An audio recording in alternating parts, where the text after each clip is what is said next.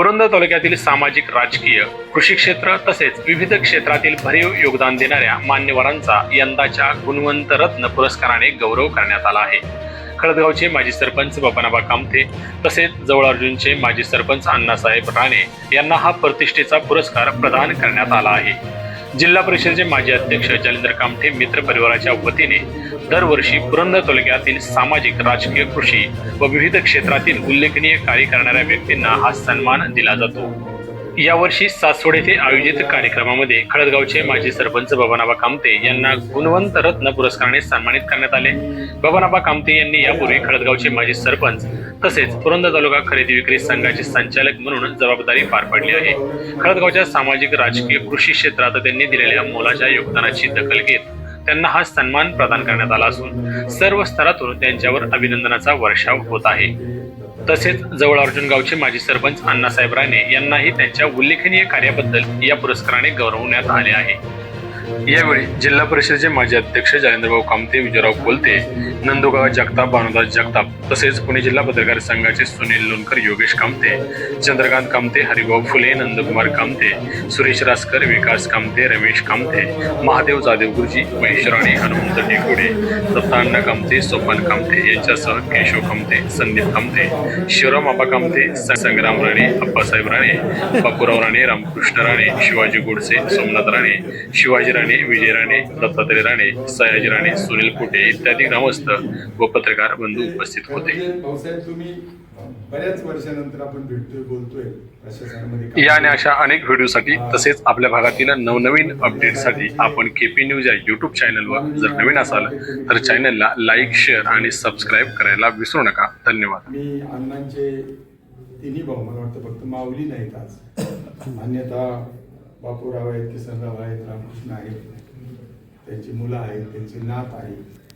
या कार्यक्रमासाठी उपस्थित असतात आपले सचिन पठारे, सयाजी अण्णा, पत्रकार योगेश, पत्रकार दत्तानाना, पत्रकार संभाजी महामुनी, आपल्या खळदगावचे माजी उपसरपंच सुरेशराव अमोल बनकर आलेले आहेत, त्यांना मी शुभेच्छा देतो। आपले सुनील लोणकर आलेले आहेत की जे ज्येष्ठ पत्रकार आहेत, तर त्यांचा एक आम्ही सत्कार केला भाऊ, आणि कुठून माणसं आली कळालं नाही, पण आमचं सभागृह सगळं भरून गेलं। तुम्हीच नव्हता आणि याच्या पुढे असं म्हणलं की अशीच माणसं अण्णासाहेबांशी बोलत होतो, नाझरे धरण झालं आणि सगळं चित्र सयाजी नाना आपलं बदललं।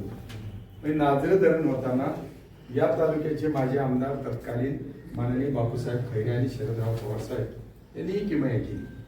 बापूसाहेबांचं वैशिष्ट्य होतं की त्यांनी पिलानवाडी धरण केलं, त्यांनी वीरचं संगम धरण केलं, त्यांनी गराड धरण केलं। दुर्दैवानं रायता त्यांना करता आलं नाही, पण सगळ्या घाटाची कामं केली। मर्याईचा घाट फोडला, शिंदवण्याचा घाट करायचं काम केलं, त्यांनी यवत घाट केला, जेणेकरून तालुक्याच्या सुविधा आणि आर्थिक प्रगती करण्याची जी कल्पना होती त्या काळातल्या व्यक्तींच्या बरोबर मला अण्णांचा उल्लेख करावासा वाटतो। शेवगाईचा पाझर तलाव करताना दादा जाधवराव होते आणि अण्णा त्यांच्या बरोबर होते, आणि अण्णा आजही त्यांच्याच बरोबर आहे। मला असं वाटतं की सुद्धा निष्ठा आता पाहायला मिळत नाही। आबा, मी सुद्धा आता इतके वर्ष काम करतोय, काही पदावर राहिलो नाही राहिलो तरी साहेबांच्यावर राहायचं आपलं सूत्र आहे। पण या पद्धतीनं मी आताच त्यांना विचारलं की दादांना भेटले का, म्हणजे 2-3 महिने नाही गेलो, म्हणजे दादापेक्षा त्यांनाच वाईट वाटते 3 महिने झाले, पण किती सांप्रदायिक आहे। आणि भाऊ, मी अनेक वेळा त्यांना, मला खूप अण्णांच्या बद्दल आपुलकी असायची। एवढं मोठं घर, तेवढी मोठी पडळ, एकत्र कुटुंब, परिस्थिती चांगली, टेकवड्यांच्या गावात राणी मंडळी आणि टेकवडे दोघांनाही बरोबर घेऊन जाऊन गावं चालवायची। मी अनेक वेळा त्यांना म्हणलं की अण्णा या ना आमच्याकडे, मी मदतीला आहे। पण यांचं वैशिष्ट्य काय की शरदराव पवार साहेब उभे राहिले की पक्ष नाही, आणि 1984 साली आबा याचं प्रत्यंतर आलं की शरदराव पवार साहेब त्यावेळेच्या एस काँग्रेसमधून उभे राहिले। इंदिरा गांधींची हत्या झाली 84 साली, राजीव गांधी त्या लाटेवर पहिल्या क्रमांकाने निवडून आले आणि विरोधी पक्षामध्ये पहिल्या क्रमांकावर आणि देशामध्ये दुसऱ्या क्रमांकावर शरदराव पवार साहेबांना मतं मिळाली, आणि त्याच्यामध्ये बारामतीपेक्षा पुरंदरनी अधिक मतं दिली। हे कशामुळे घडलं? दादा जाधवरावांची मदत होती, अण्णाची, आबाची, या सगळ्यांची मदत होती, आणि म्हणून ही माणसं पण त्याच्याही पलीकडं माणसं, नातं, मैत्री हे सांभाळण्याची काही दृष्टी असणारे लोक असतात. जसे आमचे जाधव पाहुणे आहेत गुरुजी, काही का होईना त्यांना एवढ्या गडबडीत ध्यान ठेवलं त्यांनी माझं. पण तीच विचारसरणी चंद्रकांतची आहे, तीच आबाची. ही माणसं हरिपाटील माणसं शोधून त्याच्यातूनच विकास होतो. माणसाशिवाय विकास होतो का? माणसं घडवा, त्याच्यातून विकास होतो. गावाच्या प्रती प्रेम असणारी माणसं नेहमी हे काम करतात. तसं काम अण्णासाहेबांनी केलं. त्याच पद्धतीने अण्णांनी सांगितलं की आबांचं काम, गावात बैठक झाली की आबा भेटणार, चहा घ्या, गप्पा मारा.